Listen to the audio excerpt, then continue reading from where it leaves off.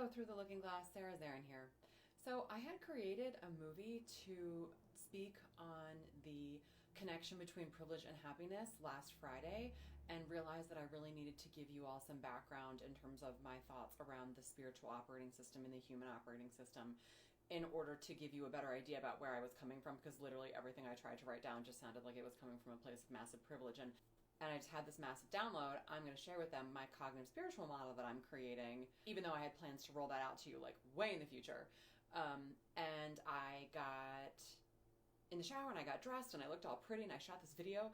And let me tell you, I could not get it off my phone onto my computer. And I am relatively savvy with tech and have literally spent the last 4 days trying to download it in like 18 different ways and trick technology. Either way, the whole point is that I have been so frustrated. I'm like, oh my God, I've got this video. And the video is awesome.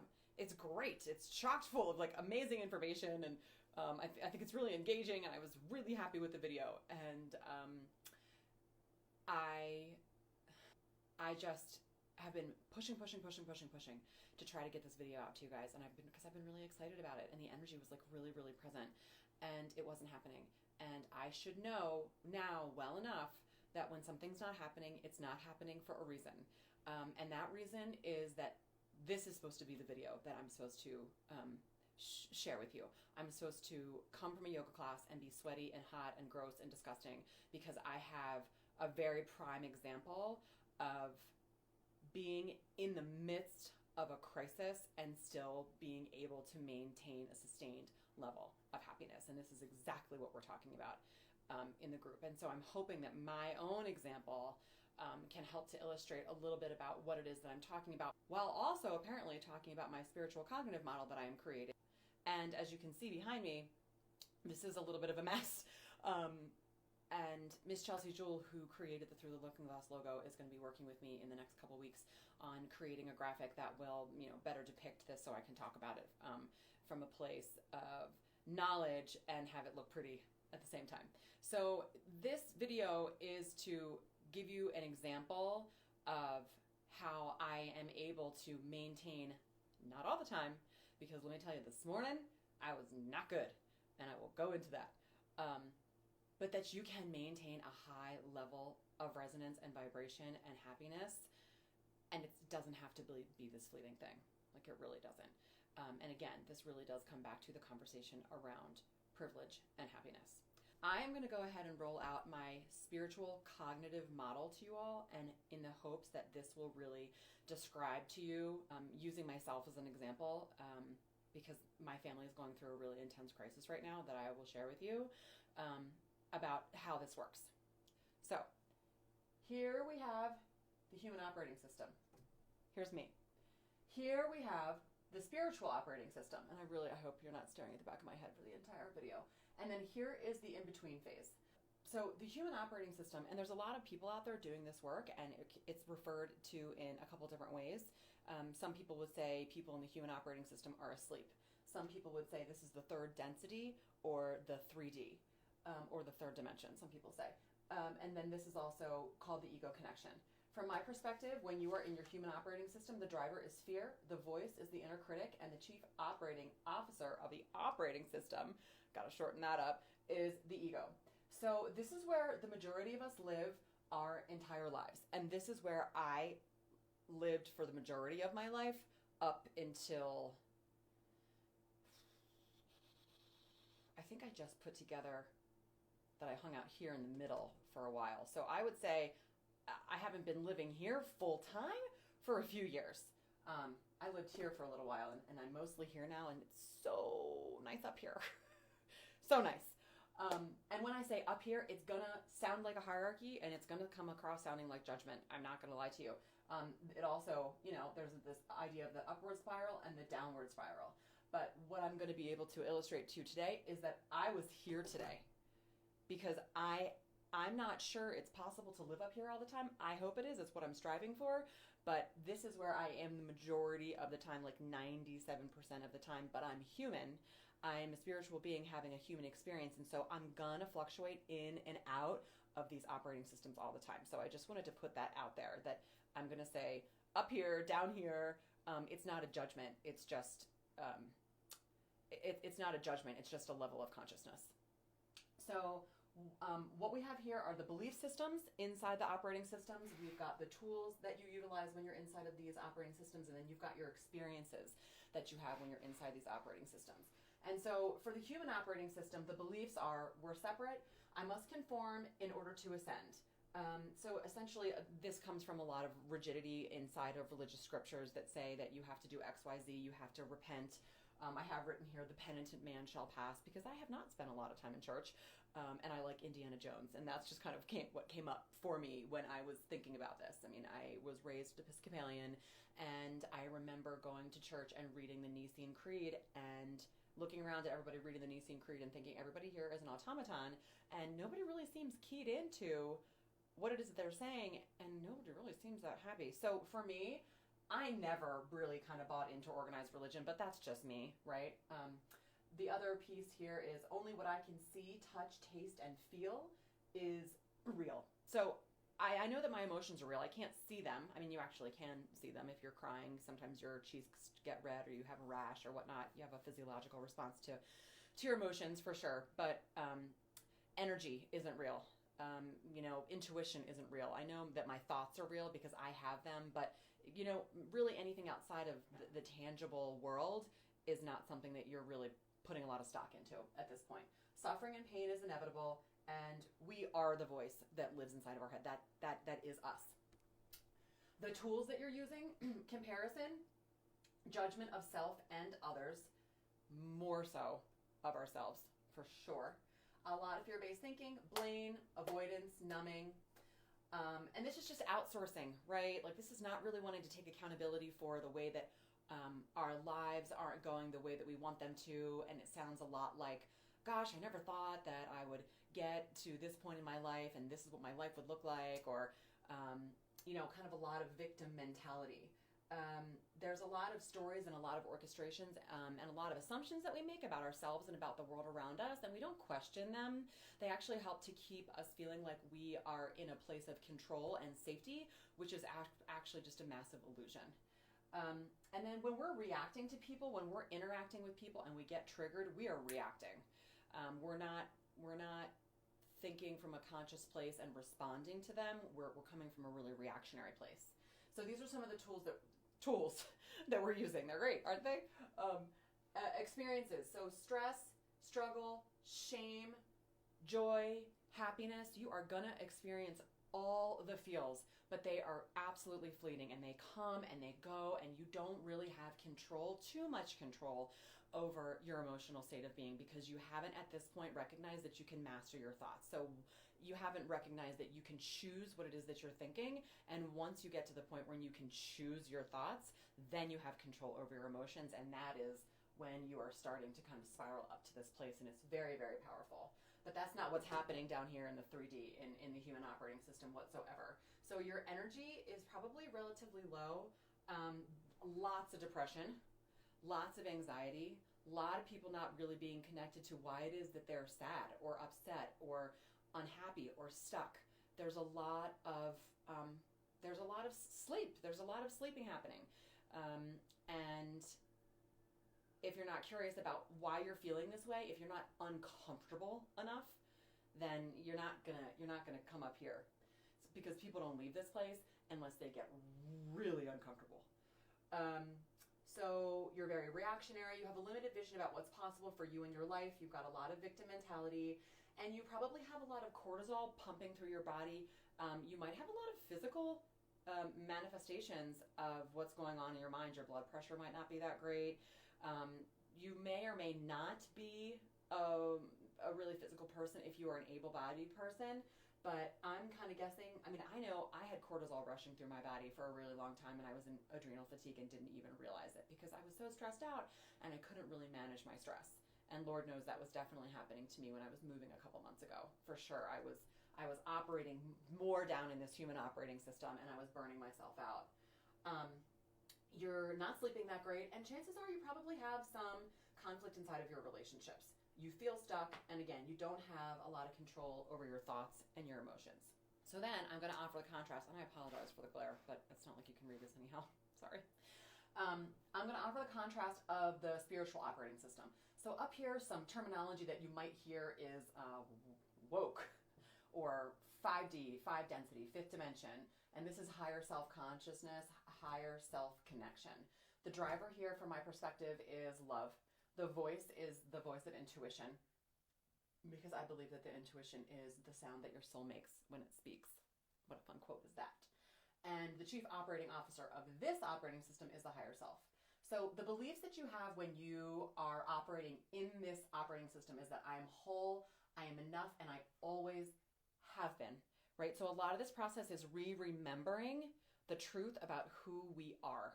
It's about peeling away layers of untruth, peeling away self-judgment, peeling away comparison, and recognizing that the very essence of who I am, the seed of who I am, the light of who I am is so pure and beautiful and uniquely my own, and kind of getting back to that. And once you recognize that in yourself, then you recognize that everybody else has that too. And that is kind of where these ideas of I am the center of the universe come from. Like, have you ever heard that and you're like, what the hell does that mean? Or we are all one, or separation is an illusion, right? I would read these things and be like, that's such a lovely thought. I have no idea what the fuck they're talking about. So I printed out this meme that I thought illustrated it pretty well. So you've got, I believe that's Krishna and Buddha and Jesus. And it says, I wonder how many of our followers understand that we are just symbols of their own true selves. So the idea that so much of the teachings of the spiritual gurus and all the religions of the world really are teaching the same thing, at least the pure ones, right? Like anybody that's like, you must follow me. I am, follow this very prescriptive path and do all these things, and then you won't go to hell. Like, I won't judge you, and then you'll be welcomed into the kingdom of heaven. Like, I'm really sorry if I'm offending some of you guys, but I just think that is a load, right? It's very fear-based, and it's very like, if you do this, then you're good, and if you do this, then you're bad. I don't subscribe to it. That's just me. Other beliefs. I'm enough. Everything is energy. My soul is immortal and my body is temporary. So this is something that really just landed for me in a really real way. I remember maybe 10 years ago playing with this idea of reincarnation and past lives, and, do we go anywhere after this? And did I come from someplace? And I thought to myself, gosh, if I believed that 100%, that I will reincarnate, that my soul is going to move on, that this body is just temporary, then I would live my life differently. I would feel so much different. I would feel safe somehow, and I would not fear death. And that might sound so silly because I don't want to die. Nobody wants to die, but it's just this really big belief system that just landed. It didn't land 10 years ago. I knew in my cognitive mind, while I was hanging out in my human operating system, that if I did believe that I would feel so much freedom. But I didn't at the time. But I do now. So live and let live. This idea that when you're hanging out in your spiritual operating system, dude, you're not judging. You are really staying away from drama because you don't need it in your life. But you're just like, I'm not judging anybody that's going to hang out in their human operating system. I totally get it. I was there for years, but you kind of just let them do their thing, right?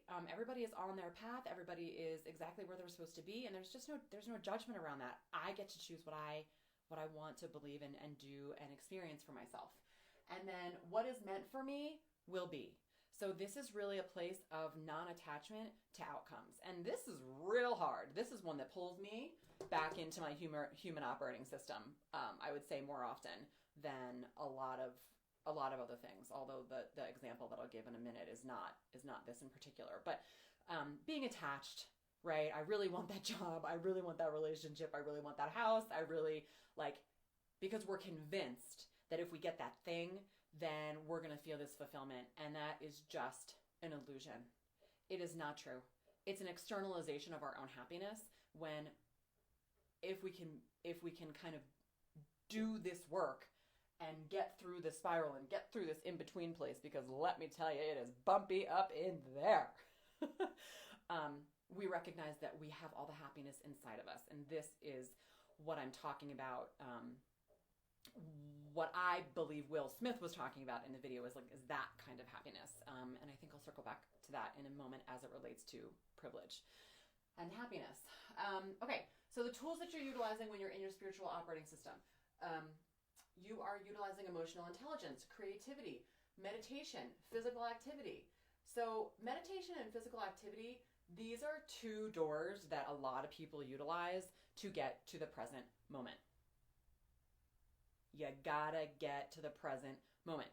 And if you can stay in the present moment all the time, I think that's when you are in your spiritual operating system all the time.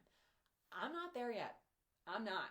I still worry about the future. I still have attachments. Like I said, my family is going through a really, really intense crisis right now. And I have been finding myself getting into worry about that. So, present moment awareness. Physical activity is so key. Like, honestly, this is why I just came back from yoga and this is all hitting me, because I just went and moved my body and I got out of my head and I was able to get into the present moment and realize right now in this moment, there's nothing wrong. I'm doing everything that I can and I do not have control in this moment of what is happening. So then I can be happy. Seriously. Tools: manifestation, non-attachment, breath work, self-trust, self-love, and responding from a place of consciousness.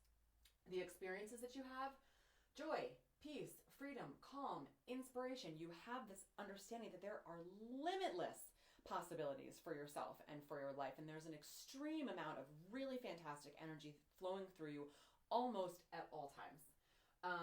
And again, because you're meditating and because you are doing all these things and you're shifting your thoughts, your dopamine levels are increasing, your melatonin levels are increasing, and as well as your serotonin. DMT is getting pumped into your brain almost all the time by, I believe it's your pineal gland. You guys, I feel like I'm high almost all the time. And I don't smoke pot, people. Not usually. Increased sleep, your connections get really, really, really real, right? So some connections are gonna fall away. Like people that still want to hang out down here in victim mentality, like you're not gonna want to hang out with them anymore because your vibration just drops and it's just not as fun. Your health increases overall, and you have control over your thoughts and your emotions most of the time.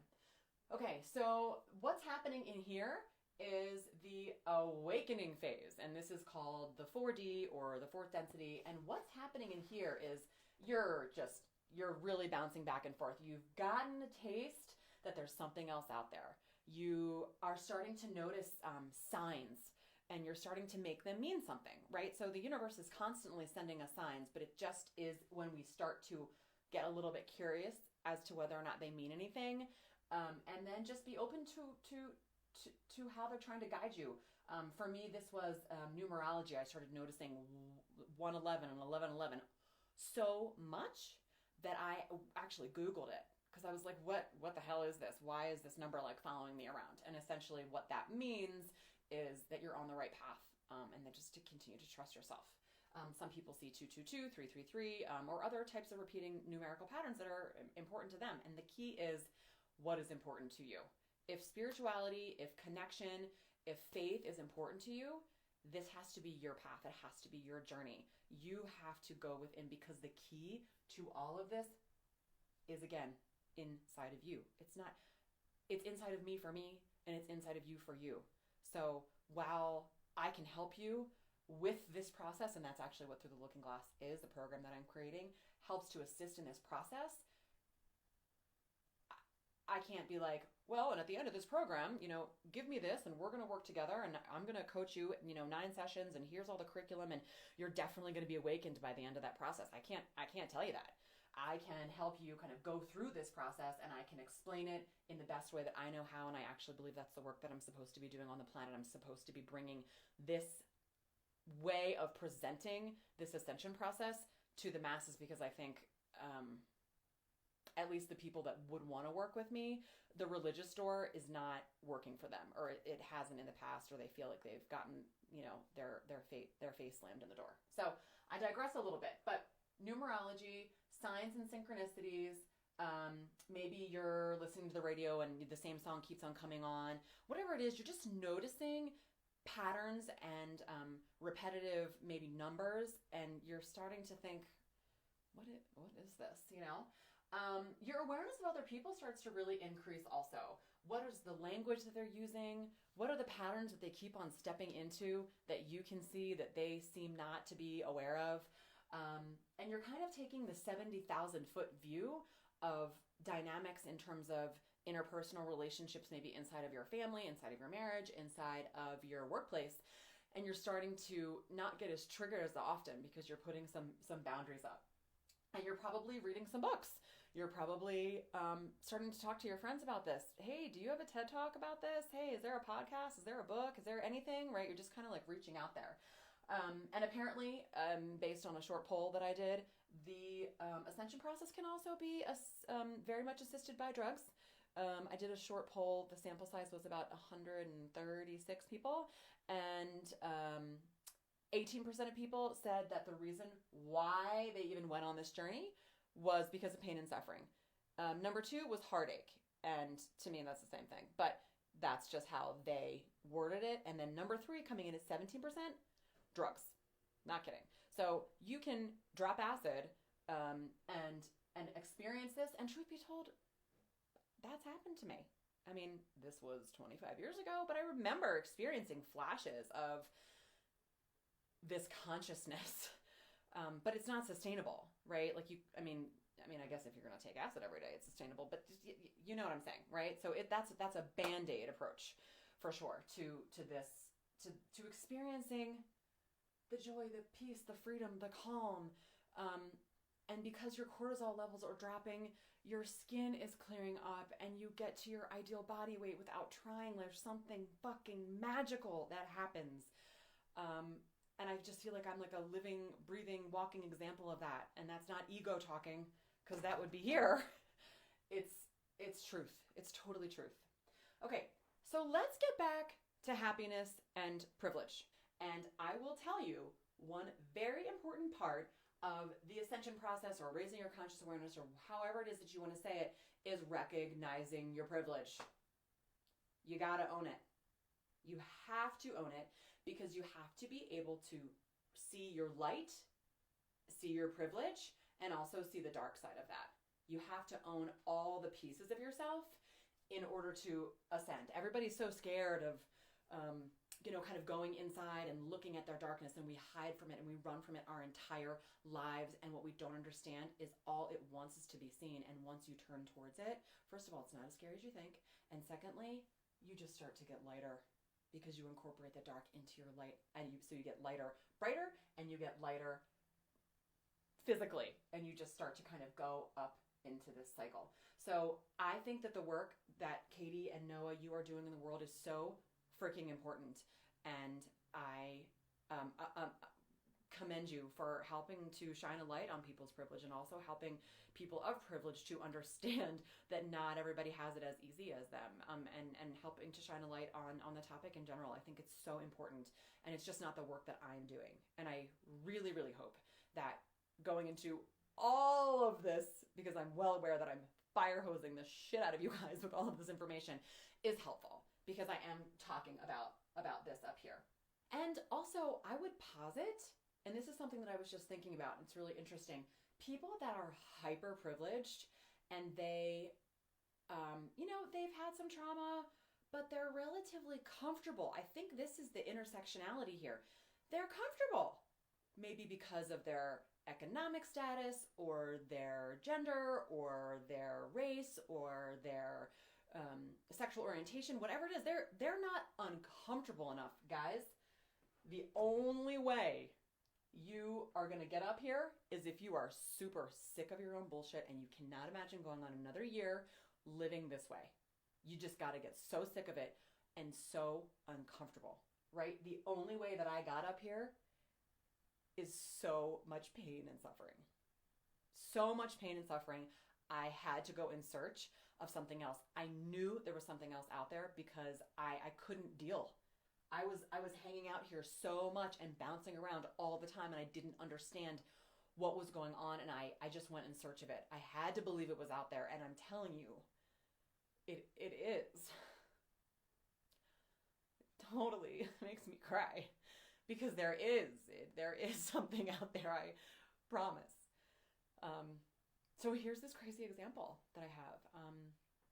My daughter had a severe choking incident about a month ago, and as trauma does, it kind of hides in the body, and it surfaced about 10 days ago, and she is having an extremely difficult time eating. So the triggering event was eating, and so when she eats, she is re-experiencing the triggering event over and over again every single time she eats. So she is losing weight. She is blaming herself and feeling really guilty because she's not eating food and she's wasting food. My daughter is extremely empathic and very connected to her emotions, as you can imagine. So I have been working with her, but it is the scariest. It's very, very scary. I mean, first of all, it's so difficult. I'm sure so many of you all can relate to watching your child suffer, and you can't, there's little that you can do, right? But also as a female, the idea of body image starts so young, and this is actually right around the time, she's right around the age, she's 6 years old, where your ideas of comparison begin. And the idea of when does that start, the comparison, the judgment, because I actually believe that we all come into the world here. And then around the age, depending on what your privileges and your experiences and how you were raised, we come down here. And the whole process of awakening is re-remembering this. So she's right on that cusp where she's starting to take in all these messages from the environment. And I know from a clinical standpoint that this is where obsessive compulsive disorder begins. I know this is where eating disorders begin. I know all of these things. And I mean, I've seen it happen firsthand with, I don't know, a lot of women, as we all do.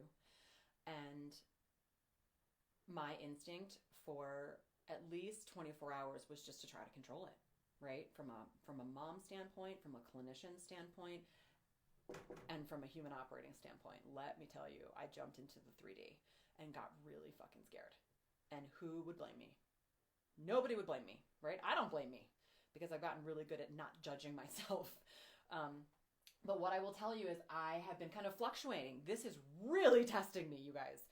I recognize that this is a huge test for me. Can I stay up here? Can I stay in faith while still acting, right? Still getting her a therapist and still working with her and doing all the things that I know how to do, right? You just don't sit back and meditate and pray and like hope this is going to go away. Like that's not what you do, right? But I woke up this morning and I was in so much pain. I was in so much pain. I was crying. I was angry. I even had like a couple judgmental thoughts about people in my life, which I can say that because it doesn't happen anymore. And I just was like, holy shit. Like I am way in the 3D. And you know what? It's really uncomfortable down there. Down there, over there, whatever. It's uncomfortable. And this scenario in my life, for very good reason, has me spiraling out of my spiritual operating system. And I have been kind of bouncing up and down, depending on, am I using my tools? Am I meditating? Am I going to yoga? Did I have too much wine one night? You know, like, what am I doing? Because that all contributes to your ability to master your thoughts and then master your emotions. And that's the big, big, big key to this process of raising your conscious awareness so you can live just happier and fuller and freer and more peaceful. So what did I do? I literally was like, okay, what are your tools? What are your tools? Come on, you know what your tools are. Oh, right, they're written on the board. Go look at your board. And I was like, okay, I gotta go to yoga. And because for me, yoga, I mean, not only do I move my body, but it gets me into the present moment and it sheds the fear. Because when you're in your present moment, you can't be scared. And I literally was laying there in Shavasana and I was like, this is why the video didn't upload. This is why. Like, you needed to make this video, this sweaty, disgusting, I literally have like sweat still dripping off of me, this sweaty, disgusting video with with an example of a real life example of how you can be in real stress and strain and struggle and still experience happiness because I'm kind of back, right? I shifted my vibration by using my tools, and now my heart is open. My stress levels have dropped, and you know what else? I'm really clear now on what it is that I need to do to help my daughter. I'm really clear, and I feel relief. And that is all because I made a different choice. And I feel this freedom, and I feel this ease, and I feel this happiness. So I'm just grateful for that. I mean, I think that's where the tears come from, because this hurts so badly. There's so much about life that hurts so badly, and I just feel so much gratitude when I recognize that around me there are a lot of reasons to feel pain and to feel stress. And it's just not getting in. It's just not getting in. And you know, this situation in my life is very serious, and it's going to take a lot of concentration, and it's not going to go away overnight. But how I choose to handle it, that's the key, right? We're all going to have things that happen to us. Tragedies, terrible things, hard things are going to happen. And the key is, how are we responding to it? And that makes all the difference. There's a quote that I have hanging on my refrigerator that says, it's kind of pretty, "Believe nothing, no matter where you read it or who has said it, not even if I have said it, unless it agrees with your own reason and your own common sense." And apparently Buddha said that. Who knows who was around to record that? And now I'm reading it, and it's now on my refrigerator. But that apparently is what Buddha says. And it just couldn't be more true. This process is individualized for each and every single person.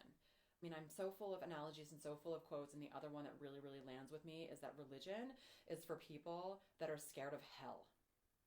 And spirituality is for people that have already been there, and they don't want to go back. They don't want to go back. And to be honest with you, I hung out in here. Like, I was raising my consciousness through my divorce, for sure, because that's what the impetus was behind it, was that I was becoming consciously aware that I wasn't getting certain needs met from an emotional standpoint, and I wasn't willing to kind of live in that space anymore. So I did kind of move up into here and start to notice all the signs. And also this has to do with your Kundalini rising, which is really woo-woo, but I gotta tell you, I got a crazy ass story about that.